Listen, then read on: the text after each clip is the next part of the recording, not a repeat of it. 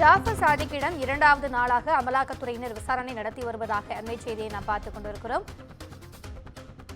போதைப் பொருள் கடத்தல் வழக்கு மற்றும் பண பரிமாற்றம் குறித்த இடி அவரிடம் விசாரணை நடத்தி வரக்கூடிய நிலையில் 40 கோடி ரூபாய் பண பரிமாற்றம் நடந்தது தொடர்பாக இரண்டாவது நாளாக அவரிடம் விசாரணையானது நடத்தப்பட்டிருக்கிறது. ஜாஃபர் சாதிக்கை அமலாக்கத்துறை 3 நாள் காவலில் எடுத்துள்ள நிலையில் இரண்டாவது நாளாக அவரிடம் தீவிர விசாரணையானது மேற்கொள்ளப்பட்டு வருகிறது.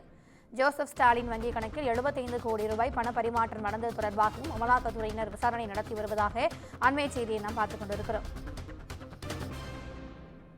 ஜாஃபர் சாதிக்கிடம் இரண்டாவது நாளாக அமலாக்கத்துறையினர் தீவிர விசாரணையில் ஈடுபட்டு வருவதாக அண்மை செய்தியை நாம் பார்த்துக் கொண்டிருக்கிறோம். கூடுதல் விவரங்களை எமது செய்தியாளர் சுப்பிரமணியன் வழங்க கேட்கலாம். வணக்கம் சுப்பிரமணியன், அமலாக்கத்துறையினருடைய இந்த விசாரணை குறித்தான கூடுதல் விவரங்கள். சட்டவிரோத பண பரிமாற்ற வழக்கில் ஜாஃபர் சாதிக்கை 3 நாட்கள் காவலில் எடுத்து அமலாக்கத்துறை அதிகாரிகள் விசாரணை நடத்தி வருகின்றனர். சென்னை நுங்கம்பாக்கத்தில் இருக்கக்கூடிய அமலாக்கத்துறை அலுவலகத்தில் வைத்து இந்த விசாரணை என்பது மேற்கொள்ளப்பட்டு வருகிறது. குறிப்பாக 40 கோடி ரூபாய் பண பரிமாற்றம் இந்த வழக்கில் நடந்திருப்பதாக அமலாக்கத்துறை விசாரணையில் தெரிய வந்திருக்கிறது.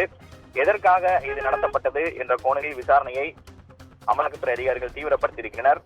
மேலும் போதைப் பொருள் கடத்தல் மூலமாக கிடைத்த சட்டவிரோத பண பரிமாற்றம் மூலமாக அசையும் மற்றும் அசையா சொத்துக்கள் வாங்கியது எங்கே என்பது தொடர்பான விசாரணையும் தீவிரப்படுத்தப்பட்டிருக்கிறது.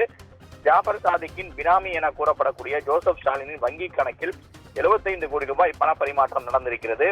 இந்த பணம் ஜாஃபர் சாதிக் போதைப் பொருள் கடத்தல் மூலமாக கிடைத்த பணமா என சந்தேகம் எழுந்திருக்கிறது. அந்த கோணத்தில் விசாரணை நடத்தப்பட்டு வருகிறது. மேலும் பல பைனான்சியர்கள் மூலமாக பல துறைகளுக்கு இந்த பணம் பயன்படுத்தப்பட்டிருப்பதாகவும் தெரிய வந்திருக்கிறது. அது தொடர்பான விசாரணையும் தீவிரப்படுத்தப்பட்டிருக்கிறது. ஜாஃபர் சாதிக்குடைய சகோதரர் மைதீனிடம் அமலாக்கத்துறை அதிகாரிகள் விசாரணை நடத்தியிருக்கிறார்கள். அவர் அளித்திருக்கக்கூடிய வாக்குமூலத்தின் அடிப்படையிலும் ஜாஃபர் சாதிக்கிடம் விசாரணை மேற்கொள்ளப்பட்டு வருகிறது.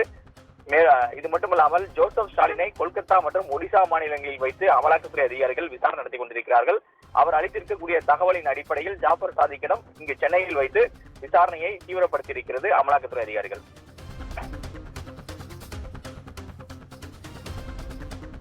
கூடுதல் விவரங்களுக்கு நன்றி சுப்பிரமணியன்.